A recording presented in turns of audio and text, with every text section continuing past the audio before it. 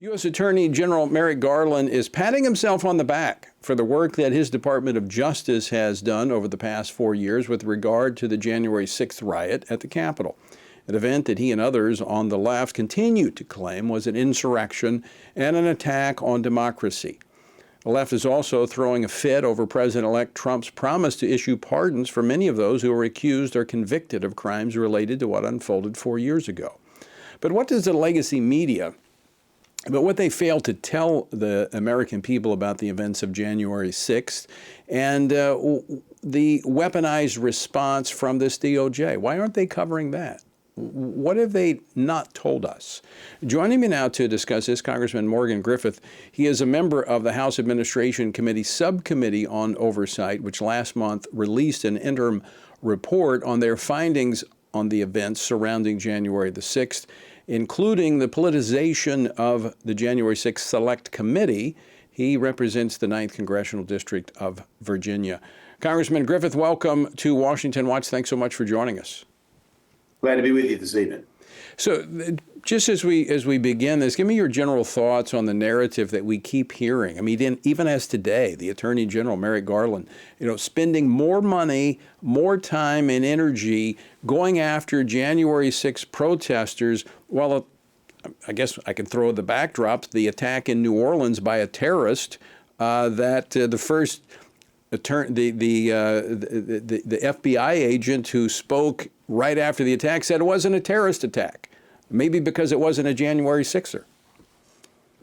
Well, they certainly, I think, overdid it. Now, that's not to say there weren't bad actors on January 6th. There were some, but the vast majority of folks were there. They were there to protest, but they were planning on a peaceful protest. And then, everything broke loose and got out of control. But it is amazing how they don't want to tell the whole narrative. And, what we need to do is tell the whole truth. Right. And the good, the bad, the ugly on both sides of this thing. But one of the biggest things that has struck me from our investigation is the fact that the President Trump authorized the National Guard to come in and said, do whatever. It was the D.C. politicos. It was, Nancy Pelosi and company who, and I can't say that she made the decision herself, but they didn't want to have this image of the National Guard coming in. They had bicycle racks up for a perimeter, knowing that there were going to be, tens of thousands, if not more than 100,000 people in Washington that day to protest. Today, for example, and they've been putting them up for about a week, we had these huge fences up that kept people from getting anywhere near the Capitol. None of that was done in advance. So if you look at the whole picture, you had a failure to recognize or to give information to the people that needed that information, Chief Sund in particular, to make sure that we were prepared. We were not prepared. Our law enforcement was not prepared. Nobody in D.C. was prepared. And then the people who could have ameliorated this issue were left sitting on the sidelines. The National Guard was told to, just to sit by and wait for orders. And then even after the military folks gave the orders at the highest level, a general decided he wasn't going to issue that order right away and held on for another couple of hours before sending in the National Guard. So we need to look at all the totality of the circumstances and look at each individual case if we're really going to make a decision as to whether or not these people had evil in their hearts on that day. I would submit a lot of them did not. And that's what the Justice Department doesn't seem to understand or even care about. And yet when we look at New Orleans, as you pointed out, clearly that individual had evil in his heart. And originally, notwithstanding the death of at least 10 when they first was reported, an FBI agent says, oh, this isn't a terrorist attack. When there was an ISIS flag either on the vehicle or in the vehicle. I mean, it's a no-brainer. This was a terrorist attack. Congressman, I agree with you. There were some people who perpetrated crimes on January the 6th. I'm a former police officer. I'm a law and order guy. I think civil disobedience is the very last step. We need to utilize the legitimate process that we have. But part of that is the ability to gather and to have rallies. And, for those who are on the outside that did not go into the building, I have a problem with how aggressively the Department of Justice has pursued people, not who were inside the building, but who were outside. I mean, they're And still who never attacked a police officer. They were just out there right. shouting and chanting, which is part of our system. And so they've prosecuted about 1,600, and they're even saying, as late as of today, that they're still going to pursue charges on possibly up to 200 more. Yeah, it's hard to believe, and any good prosecutor will tell you you want to go after the bad guys, but you've got to have that sense of knowing, which ones are the bad guys and which ones were just there, and maybe you need to take some action, but you don't need to be throwing the book at all of these people, and that's what they did. They threw the book at everybody they could tag who was in any video that could be identified. So from your vantage point, Congressman Griffith, as you have looked at all of the facts closer than probably 95% of members of Congress, because you've had to go through all of this, was this politically motivated by the Department of Justice?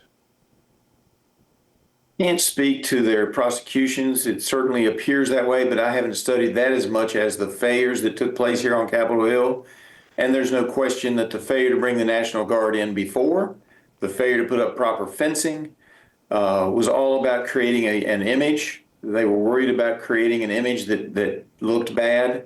And for fear of looking bad, they created a really bad day for Americans across the country, and took something that could have been a small riot with a handful of people being arrested and turned it into something bigger. And sitting on, I believe for political purposes, this is my opinion, sitting on the National Guard just a few miles away from the Capitol and not letting them show up, not giving them the orders, is just a travesty. It was interesting, we were having a hearing on that, and one of the Democrats said, well, why didn't the president call up and call the head of the National Guard in D.C. and tell him himself?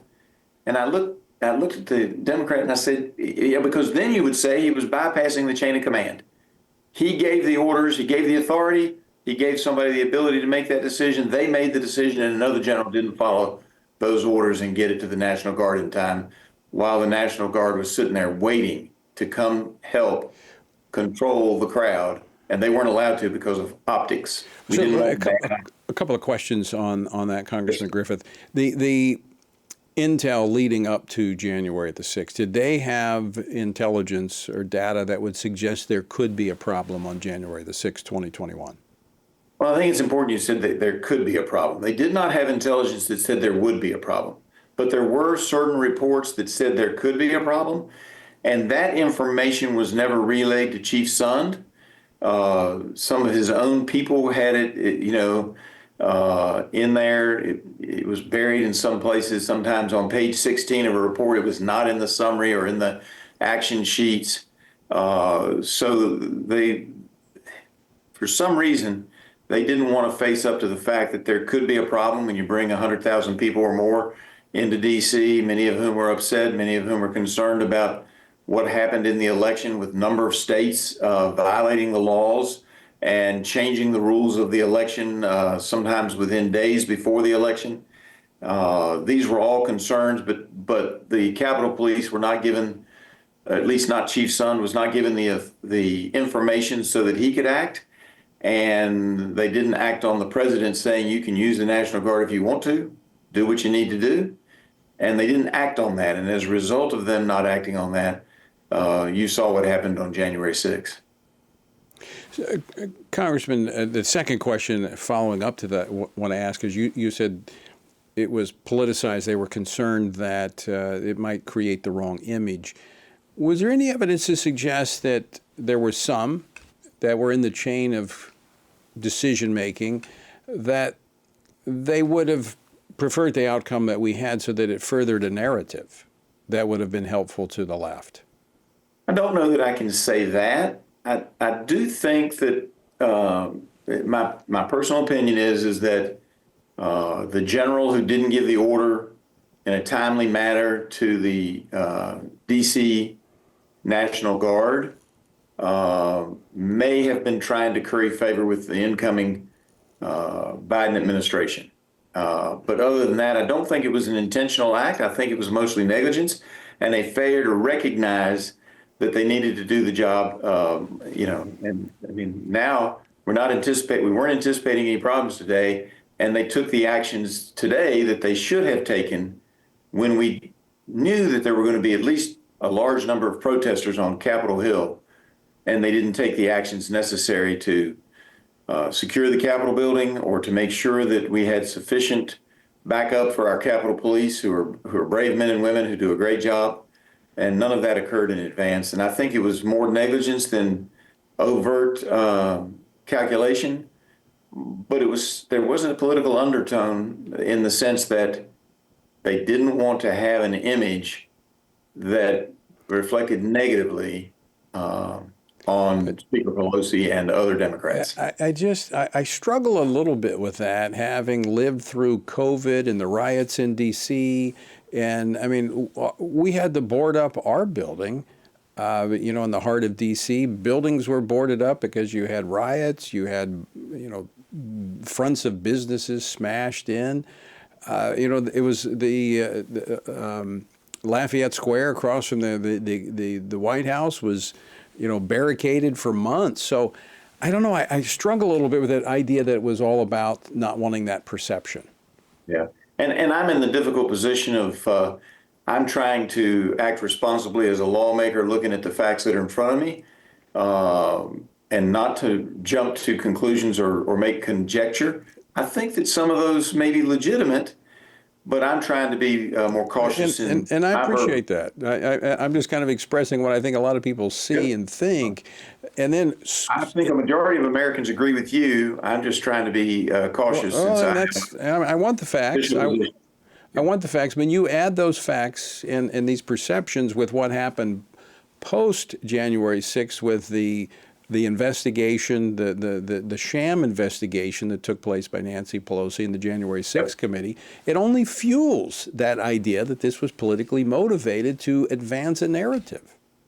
Well, I don't think there's any question the January 6th Select Committee that Nancy Pelosi put together was politically motivated.